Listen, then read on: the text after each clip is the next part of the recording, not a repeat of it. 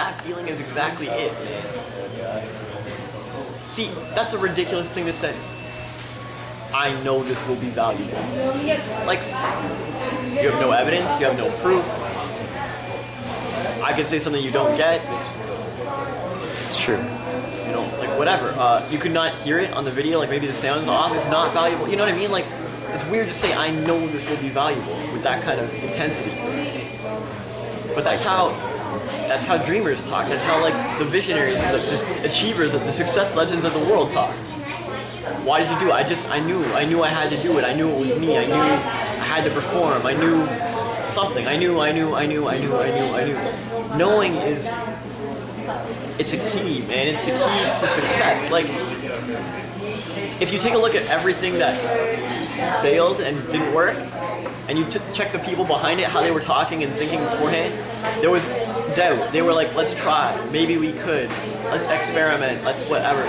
If you look at every massive successful thing, the iPod, it's like, I knew this would fly, this would sell, I knew it. The record industry is against it. People all have CD players. We don't need portable music. Like, no one cares about computers. MP3s weren't big back then. Like, the iPod made MP3s big because he knew it was important to make for the world. Jobs knew. What's that quote from him? Like, if you give people what they want, if you only create or build what people want, by the time you release it, they're gonna want something else. Like it's ridiculous. You have to be a visionary. You have to be ahead of the game. You have to create stuff that people don't even know they want. And you have to know it. You have to create the demand. Apple is incredible at creating demand for stuff that seems ridiculous. At a price that seems ridiculous. Yeah.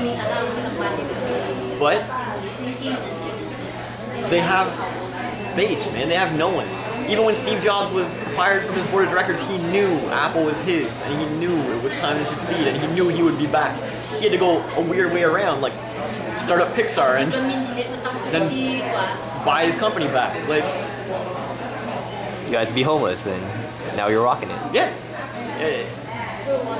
Every success story goes through all these weird moves. But why do they do it, and what foundation do they come from? They come from a foundation of knowing. Everyone around is like, I wouldn't do that, and that sounds horrible, and it's uncomfortable, and you're crazy, and that's never gonna fly, and all this kind of ridiculous criticism and hate, and people don't believe, and maybe even they don't believe a little bit. But overall, there's a knowing that this is the thing to make. And it's like, I knew Spirit Sentient was a pathway to my success. Could I make Rise how it is right now without all of that? No. No possible way. No way. It's brilliant, but I had the proper foundation, and no one could have told me, no, don't make Spirit Sentient. I would be like, no, you're crazy. I know what I'm doing. Yeah. That's knowing, and that's how you get success. You just take a look at every successful thing.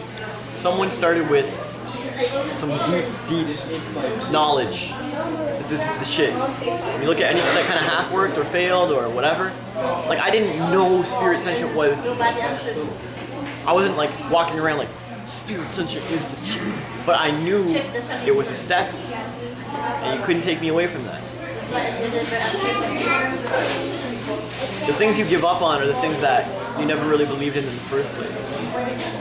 Like, I don't even give up on Mel. I'm still open to it. And I'm always like, she'll be back in some way.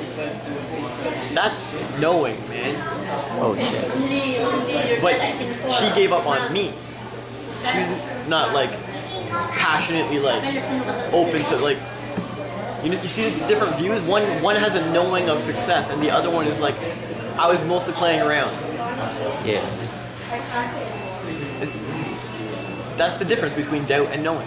How do you get more of knowing in your life? Same way you get more of everything. Appreciate, like... Exactly. Got it. But there's lots of ways to do that, though. Like, that's like a be yourself answer. It's true. Appreciate more. But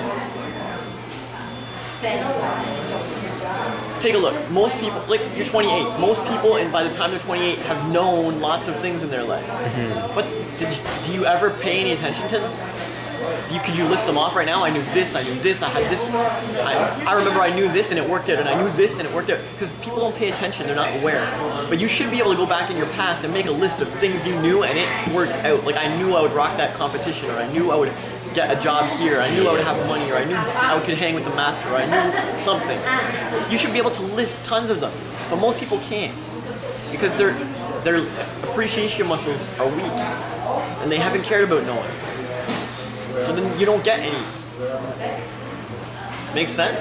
Tons. If you sat around all day and appreciated that stuff and noticed it when it happened, your appreciation muscles would be strong. You have tons of knowing.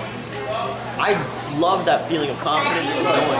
I love like channeling like proper answers and good solutions. I love creating harmony. I love this stuff, and I pay attention wherever it is. If I have a good interaction with an animal, I'm like, that's great. I like that.